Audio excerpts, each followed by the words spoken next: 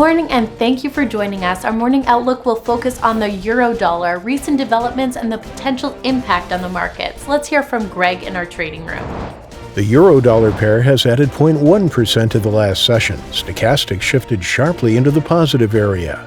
Volkswagen stock has added 2.6% in the last 3 sessions. The highs-lows indicator has warmed up and is currently neutral. The sterling-dollar pair has gained 0.2% in the last session. The RSI moved into the neutral zone.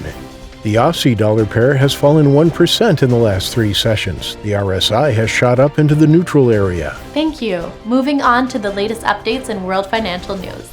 Russia's Ministry of Finance reportedly wants to introduce criminal liability for failure to declare taxes on crypto, including prison terms of up to 3 years.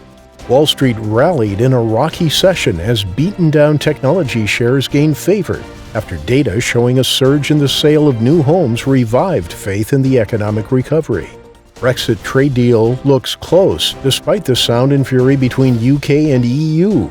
Negotiators on both sides are quietly plugging away at a free trade agreement. Thank you for this. Now coming up, today's major economic events.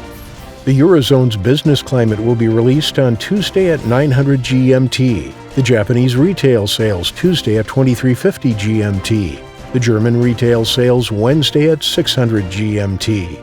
The German unemployment rate Wednesday at 7:55 GMT, the Eurozone's unemployment rate Thursday at 900 GMT, and the U.S. non-farm payrolls Friday at 12:30 GMT. We hope that you've enjoyed today's market outlook. On behalf of all of us here, we wish you a productive trading day. Be sure to join our next review for the latest news and events from the financial markets.